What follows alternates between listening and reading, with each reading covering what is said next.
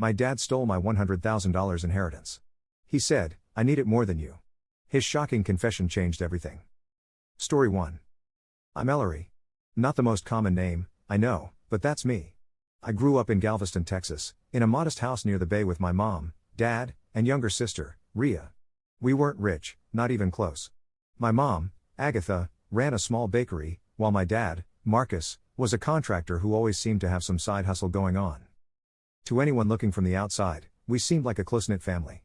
But if you lived in our house, you'd know that things were always a little tense. My dad had a way of taking charge of everything, whether you wanted him to or not. My mom, on the other hand, was the quiet type, but she was strong in her own way.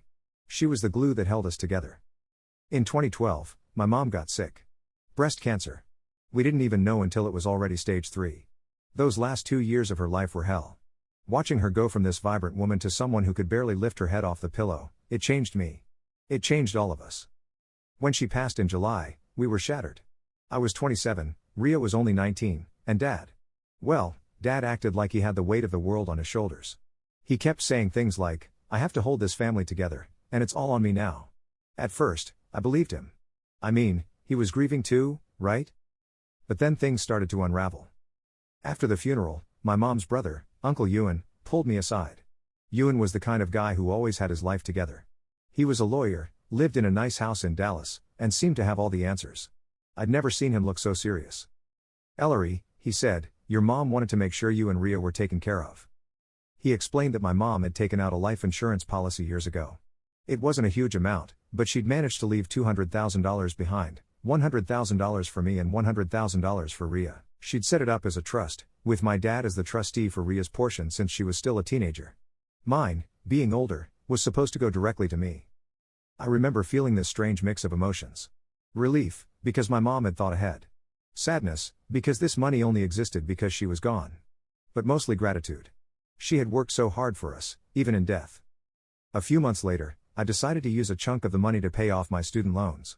I logged into the account Ewan helped me set up, expecting to see the full $100,000 there. Instead, I saw a big fat zero. At first, I thought it was some kind of mistake. Maybe the bank had mixed something up? I called them, spent what felt like hours on hold, and eventually got transferred to someone who could explain what had happened. The money had been withdrawn, all of it. By my dad. I don't think I even blinked for a full minute after hearing that. My dad? Why would he touch my money? I drove straight to his house. He was sitting on the porch, beer in hand, looking like he didn't have a care in the world. Dad, I said, trying to keep my voice steady, where's the money Mom left me? He didn't even look guilty. He just sighed and said, I needed it, Ellery. The family needed it. I couldn't believe what I was hearing. You needed it? For what? He waved his hand like it was no big deal. Bills. The mortgage. Rhea's school.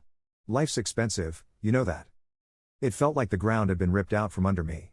That money wasn't yours to take, I shouted. Mom left it for me. For Rhea and me. She didn't understand how much it takes to keep this family afloat, he shot back. You don't understand either. I'm doing what I have to do. He made it sound like he was some kind of hero, like he was sacrificing himself for us. But as the weeks went on, I started to notice things that didn't add up. He bought a new truck. A shiny black one with leather seats and all the bells and whistles. He said his old truck was on its last legs, but the timing felt suspicious. Then there was the fishing boat. He'd always talked about wanting one, but I never thought he'd actually go out and buy it, especially not after stealing my inheritance. I tried to talk to Rhea about it, but she just shrugged. Dad's doing his best, she said, like she was parroting him. He wouldn't have taken it if he didn't need it. It was like she didn't even care. I went to Uncle Ewan next, hoping he could help. But when we dug into the paperwork, we found that Dad had somehow wrangled himself into being the trustee of both accounts. Turns out, during the chaos after Mom died, I'd signed some papers he put in front of me, trusting him when he said it was just to make things easier. I didn't even read them. That's on me, but at the time, I was too grief-stricken to think clearly. Legally, there wasn't much I could do. He had control of the money, and he'd already spent it. I spent the next 2 years seething. Every time I saw him, it felt like a slap in the face. He acted like nothing had happened, like he hadn't stolen the one thing Mom left for me. I tried to move on. I got a job in Austin, started building a life for myself, but the anger never really went away. And then, out of nowhere, he called me. Ellery, he said, his voice annoyingly cheerful. I've got great news, I'm getting married. I nearly dropped my phone. Married? To who? Janine, he said, like I should know who that was. Janine, as I later found out, was 15 years younger than him and had a history of dating men who were a little too generous with their wallets. She had this whole Instagram influencer vibe, bikini pics, inspirational quotes, the works. But here's the kicker, he wanted me to come to the wedding. And, wait for it, he wanted me to help pay for it. I laughed. Actually laughed. Are you serious right now? You stole $100,000 from me, and now you want me to fund your wedding? Ellery, don't be dramatic, he said, like I was the unreasonable one. Family helps family. After that ridiculous phone call, something in me snapped. I was done being the good daughter and letting him walk all over me. I wasn't just angry, I was determined. I didn't want just justice, I wanted him to understand what he'd done. The first step was digging into his life. I had one advantage, Dad was careless. He thought he was invincible, that no one would ever challenge him. That arrogance would be his downfall. I called Uncle Ewan and told him everything. He wasn't surprised, he'd always thought Dad was reckless. But this time, he was on board to help me. He started pulling records, financial statements, property details, anything tied to my dad. Meanwhile, I did some sleuthing of my own. It didn't take long to uncover the disaster my dad had created. He'd spent all the inheritance, mine and Ria's, and racked up nearly $70,000 in credit card debt on top of it. His shiny new truck? Leased. The fishing boat? Repossessed because he stopped making payments. Even the house, our family home, was on the brink of foreclosure because he'd refinanced it and blown through the equity. Then there was Janine. Oh, Janine. I found her Instagram account, and it wasn't hard to piece together her game. She was living the high life, spa days, expensive dinners, trips to Cancun, all courtesy of my dad. From what I could tell, she didn't have a job. She was a professional leech, hopping from one gullible guy to the next. But the most shocking discovery came from Ewan. Dad had tried to hide it, but he'd moved what little money he had left into a joint account with Janine. It wasn't much, just a few thousand, but it was enough for me to act. With Ewan's help, I filed a lawsuit against my dad for breach of fiduciary duty and fraud. I also reported him to the bank and the state financial authority. He'd misused his position as a trustee, and that's a big deal. This wasn't just a family spat anymore, it was a legal battle. We served him the papers during one of his date nights with Janine. According to Ewan, the look on his face was priceless. He called me that night, screaming about how I was ruining his life. I hung up on him. The legal process wasn't quick, but it was thorough. Over the next few months, the court dug into every corner of Dad's financial life. He tried to argue that he'd used the money for the family, but the receipts told a different story. The judge didn't buy it. She ruled in my favor, ordering Dad to repay every cent he'd taken, plus damages. He didn't have the money, of course, so the court started seizing his assets. The house? Gone. His truck? Repossessed. His bank accounts? Frozen. Even Janine's joint account wasn't safe. When the court seized it, she was furious. She dumped my dad almost immediately. Here's where it gets good. During the investigation, the court found evidence that Dad had been hiding money from creditors for years. That opened up a whole new can of worms. He was hit with multiple lawsuits from credit card companies, banks, and even the IRS. He went from living in our family home to crashing on a friend's couch in a rundown apartment. At first, Ria was furious with me. She called me heartless and accused me of tearing the family apart.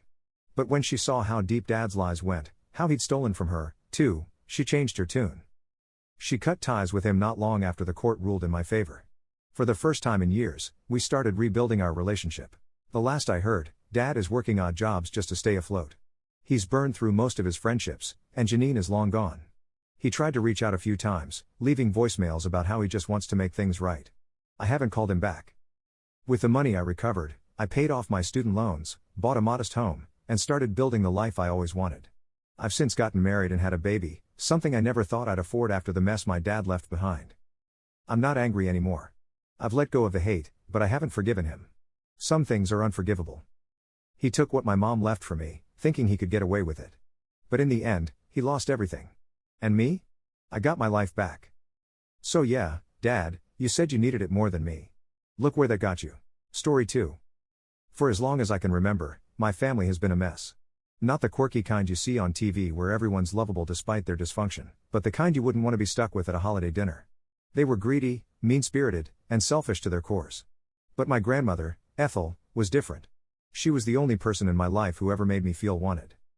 When I was a kid, my parents treated me like I was some burden they couldn't shake. I was the youngest of 3, and they made it very clear that they had already been done with having kids before I came along.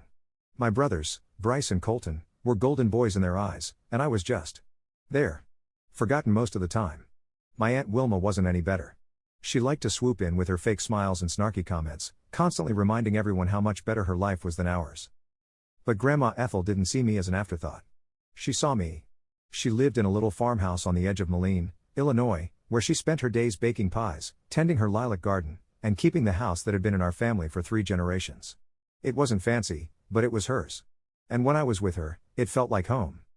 My parents were always busy or just plain uninterested, so I spent most of my childhood at Grandma's house. She taught me how to cook, how to grow flowers, and how to find joy in the little things. She wasn't a woman of many words, but when she spoke, her voice carried the weight of truth. She was the kind of person who believed actions mattered more than promises, and I loved her for that.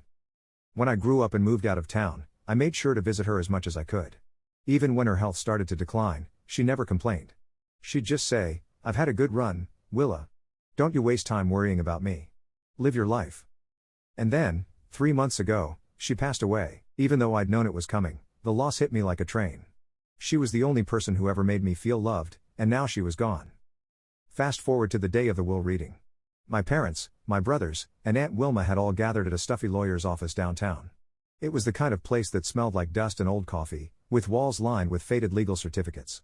I hadn't seen most of them since the funeral, and it was clear none of us wanted to be there together. My dad had his usual scowl plastered on his face, my mom was glued to her phone, and Bryce and Colton were whispering to each other like 2 kids plotting mischief. Wilma sat off to the side, her posture rigid and her lips pressed into a thin line. I didn't say much as we waited. I didn't trust myself too. The tension in the room was suffocating, and I knew it was about to get worse. The lawyer, Mr. Hartley, was an older man who looked like he'd been working in law since the dinosaurs roamed the earth. He shuffled in with a leather-bound folder and sat down, adjusting his glasses as he looked around the room. "Thank you all for being here," he began in a slow, measured tone. "I'll get straight to the point. We're here to discuss Ethel's will." You could almost feel the air crackling with anticipation. My family might not have cared much about Grandma while she was alive, but now that there was an inheritance on the table, they were all ears. Mr. Hartley started reading through the legal formalities, but no one was really paying attention. My parents were already giving each other sidelong glances, and Bryce was practically bouncing his knee off the floor. Everyone wanted to know one thing: who got what? "To my grandson Bryce," Mr. Hartley said, "I leave my collection of antique clocks." Bryce's face immediately fell. He looked like he was trying to decide whether to be insulted or just annoyed. Grandma's clocks were old and loud, and he'd always hated them. "To my grandson Colton, I leave my first edition book collection," Mr. Hartley continued. Colton raised an eyebrow but didn't say anything. He probably didn't know the first thing about books and was already wondering if they were worth any money. "To my daughter Wilma, I leave my jewelry collection," Mr. Hartley said. Aunt Wilma's expression softened slightly, but it was clear she'd been hoping for more. Grandma's jewelry wasn't valuable in the traditional sense, it was mostly sentimental stuff like brooches and charm bracelets, but Wilma liked to flaunt anything that made her seem important. And then came the moment I wasn't ready for. "To my granddaughter Willa," Mr. Hartley said, glancing at me over his glasses, "I leave the house, the adjoining land, and everything inside it." The room went dead silent. For a second, I thought I'd misheard him. The house? Grandma's house? I couldn't wrap my head around it. Bryce was the first to break the silence. "Wait, what?" he said, his voice sharp and incredulous. "The house? All of it?" "Yes," Mr. Hartley replied calmly. Ethel was very clear in her instructions. She stated that Willa was the only one who deserved it. My mom's jaw tightened. "There must be some mistake," she said, leaning forward in her chair. "The house? Why would she give that to Willa?" Mr. Hartley flipped through his papers. "There's no mistake." She outlined her reasoning here. She said Willa was the only one who truly cared for her in her later years and the only one who would preserve the house and the memories attached to it. I could feel everyone's eyes on me, burning with anger and disbelief. My heart was pounding so loudly I thought they might hear it. Bryce snorted. "That's ridiculous. Willa doesn't even live here anymore." Colton chimed in, "Yeah, what's she gonna do with the house? She can't even afford to fix it up." Their words stung, but I stayed quiet. Grandma's house meant everything to me, and I wasn't about to let them take that away. Bryce and Colton kept throwing insults like spoiled kids who didn't get their way. Aunt Wilma had her arms crossed so tight, I thought she might snap in half. My mom and dad? Silent but fuming, their faces bright red. The room was so tense it felt like the walls were closing in. Finally, Mr. Hartley held up a hand. "I understand emotions are high, but Ethel's wishes are legally binding. If anyone disputes them, you're welcome to take it up in court. But as it stands, the house, land, and contents belong to Willa." "Court?" My dad barked a bitter laugh. "That house should have gone to us. Willa can't manage a property. She'll just ruin it. Or sell it, Bryce added with a sneer. Bet she's already thinking about cashing in. I don't need to sell it, I said, finally speaking up. My voice wasn't loud, but it carried. Grandma trusted me with it, and I'm going to honor her. The room erupted again, but I didn't care. For the first time, I felt like I had the strength to stand my ground. I owed that to Grandma. The will reading ended, but the drama didn't. Over the next few weeks, my family launched a full-scale campaign to try and take the house from me. They tried everything: guilt trips, legal threats, even sneaky tactics like showing up unannounced at the property to poke around. Bryce showed up one afternoon and claimed he was just checking on the clocks. When I reminded him the clocks were long gone, he'd already sold them, he smirked and said, "Just making sure you're not letting the place fall apart." Colton wasn't any better. He kept emailing me articles about how expensive old houses are to maintain, clearly hoping I'd get overwhelmed and give up. Aunt Wilma called me more times than I could count, always with some fake concern. "Sweetie, don't you think it's too much for you? Maybe you should let us take care of it." "Sure, Wilma." Like I'd hand it over to you. And my parents? They were the worst. My mom tried the "we're your parents, we know best" angle, while my dad made it clear he thought I didn't deserve a thing. "You were her favorite," he spat at me once. "Always have been. She spoiled you, and now look at this mess." Their manipulation didn't work. If anything, it made me more determined. Grandma left me the house for a reason, and I wasn't going to let them destroy her legacy. One evening, I went to the house after work to check on things. It was late, and the sun had just set, painting the sky in shades of orange and purple. When I pulled into the driveway, I noticed something was off. The front door was slightly open, and one of the windows was smashed. My stomach dropped. I grabbed my phone and called the police, then stepped inside carefully. The place was a mess. Furniture overturned, drawers pulled out, and things thrown everywhere. Someone had broken in, and it didn't take a genius to figure out who. The family photos I'd left on the mantel were gone. Grandma's quilt, the one she'd sewn by hand, was ripped to shreds and tossed in a corner. In the kitchen, her old recipe box had been dumped out, the cards scattered and crumpled. It wasn't just a break-in. It was personal. When the police arrived, I told them everything. I didn't have proof, but I knew it had to be my family. Who else would do something so vindictive? The officer nodded sympathetically but said without evidence, there wasn't much they could do. I felt powerless, but that night, something inside me shifted. They wanted a fight? Fine. I'd give them one. I started digging. If they wanted to play dirty, I'd beat them at their own game. Over the next few weeks, I hired a private investigator to look into my family's activities. At first, I wasn't sure if it was worth the money, but then the reports started coming in. Bryce? Up to his neck in debt from bad investments. Colton? Running a shady side business under the table to avoid taxes. Aunt Wilma? Using her position at a local charity to skim money off the top. And my parents? Let's just say their perfect marriage wasn't as perfect as they wanted everyone to believe. I didn't just sit on this information. I gathered it, organized it, and waited for the right moment. My family's pettiness escalated when they tried to file a legal claim, saying Grandma wasn't of sound mind when she wrote the will. That was their big play: drag me to court and hope I'd cave under the pressure. On the day of the hearing, I walked into the courtroom with my lawyer and a folder full of evidence. My family was smug, thinking they had me cornered. But when it was my turn to speak, I handed the judge the folder and calmly explained everything. The financial fraud. The shady dealings. The petty vendettas. Bryce's face went pale. Colton looked like he might faint. Aunt Wilma started whispering furiously to her lawyer. My parents didn't say a word, they couldn't. The evidence was damning, and they knew it. The judge dismissed their case on the spot. Not only did they lose, but the legal costs hit them hard. And as a cherry on top, I anonymously tipped off the IRS about Colton's tax evasion and sent a detailed letter to the board of Aunt Wilma's charity.